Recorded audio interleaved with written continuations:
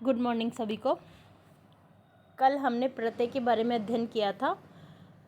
उपसर्ग मैंने आपको बताए थे, जो 6 से 12 की व्याकरण की पुस्तक आती है, उस पुस्तक से मैंने आपको सारे उपसर्ग कल करवा दिए थे। आज हम अध्ययन करने वाले हैं शब्द शुद्धि के बारे में। शब्द शुद्धि के बारे में हमें ध्यान रखना होता है कि मात्राओं का किस प्रकार प्रयोग होता है और शब्द का निर्माण किस प्रकार होता है। तो हम शुरू करते हैं अपनी क्लास को। देखिएगा,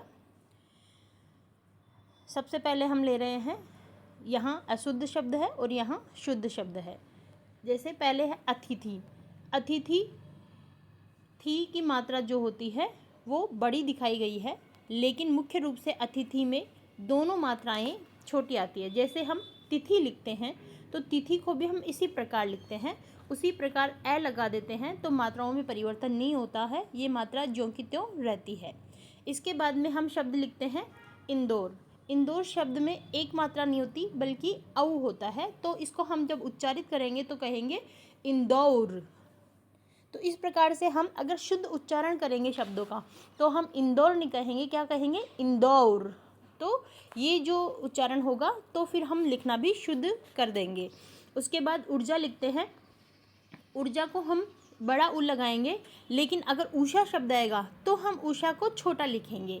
तो इस प्रकार से यहाँ उषा नहीं होगा, यहाँ पर उषा ही रहेगा और यहाँ पर ऊर्जा रहेगा। तो ये दोनों शब्द उ बड़ा आएगा और यहाँ उ छोटा आएगा। उषा में उ छोटा आएगा, ऊर्जा में उ बड़ा आएगा। इस प्रकार हम लिखते हैं। देखिए, हम लिखते हैं करुणा।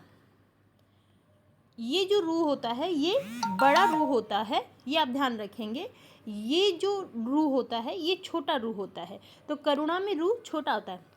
अगर शब्द पर जोर देते हैं जैसे करुणा, करुणा, तो ये हमें साउंड का ध्यान रखना होता है। तो करुणा में रू छोटा आएगा। जब हम क्योंकि लिखते हैं, ये यहाँ न की टिमकी लगेगी और यहाँ जो है बड़ी की मात्रा नहीं आती बल्कि छोटी की मात्रा आएगी। तो क्योंकि, क्योंकि, तो ये इस तरह से उच्चारित होगा। इसके बाद में हम शब्द देखेंगे गीतांजलि। ये शब्द मैं आपको बता दूं, यहाँ आपको मैं 3-4 शब्द एक साथ बता देती हूँ। देखिए, बुक में जो है वो सिर्फ एक शब्द दिया हुआ है जिसे हमने लिखा है गीतांजलि। ये ध्यान रखिएगा, जो ये डॉट होता है ये दोनों के बीच में आएगा, तो ये आप ध्यान रखेंगे। इसी के तरह हम लिखते हैं पतंजलि। ये ली भी छोटा आता है, ये आप ध्यान रखेंगे। इसमें ली जो है वो बड़ा नहीं होता है। इसी प्रकार हम लिखते हैं परिणति। तो यहाँ भी ती छोटा आएगा, परिणति में भी ती बड़ा नहीं होगा।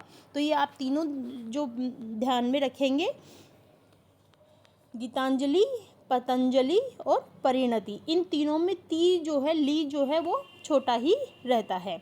इसी प्रकार मैं आपको शब्द बता दूं, यहीं पर एक शब्द हो सकता है आगे शब्द आ जाएगा, लेकिन फिर भी आपको यहाँ पे मैं बता देती हूँ। गीतांजलि में ली छोटा, पतंजलि में भी ली छोटा और परिणति में भी दोनों मात्राएं छोटी आएंगी।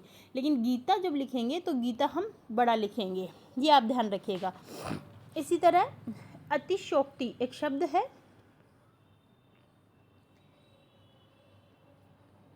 ये इस तरह लिखा जाता है। इसमें कई लोग क्या करते हैं, अतिशयोक्ति में ये जो श है आधा लगा देते हैं और यहाँ ये शब्द बन जाता है। तो ये शब्द नहीं बनेगा, बल्कि ये जो मात्रा है ये पूर्ण मात्रा होगी। ऐसा ही एक शब्द है जिसे हम कहते हैं अभयारण्य। तो अभयारण्य में भी कई लोग जो मूल शब्द लगाते हैं,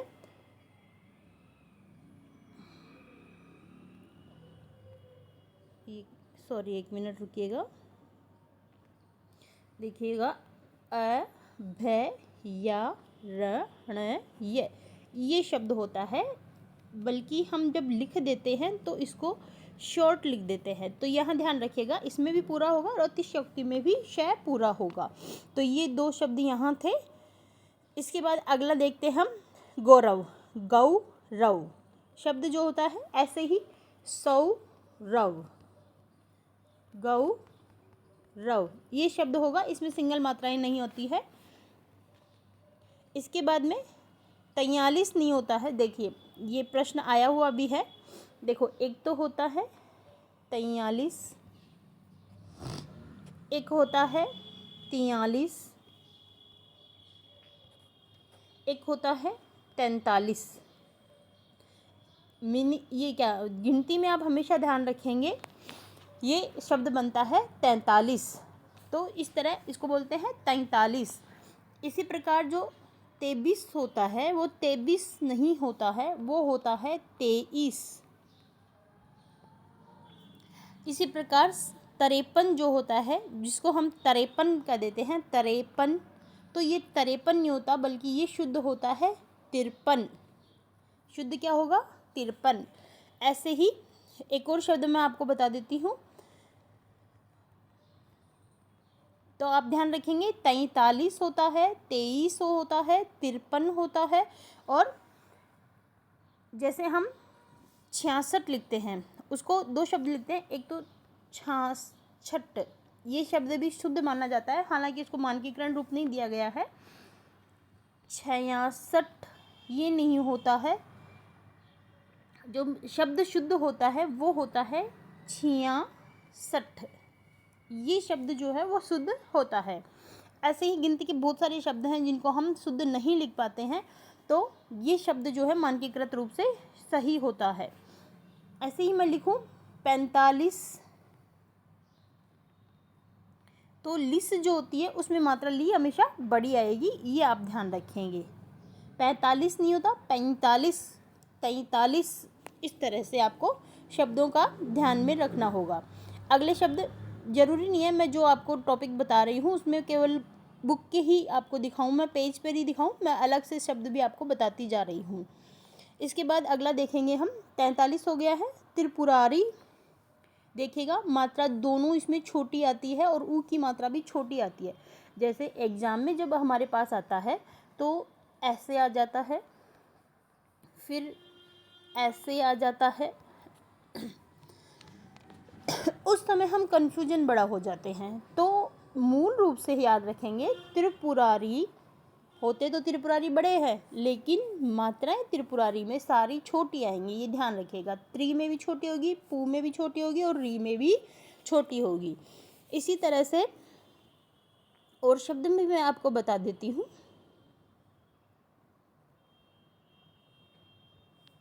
री से संबंधित अन्य शब्द जो मैं आपको बताती हूँ, जैसे हम लिखते हैं रिमझिम, हम लिखेंगे रिमझिम। इसमें भी आप ध्यान रखिएगा दोनों मात्राएं छोटी ही रहती हैं, तो रिमझिम में दोनों मात्राएं क्या रहेंगी? छोटी रहेगी। इस प्रकार छोटी मात्राओं के और शब्द भी हम देखते हैं।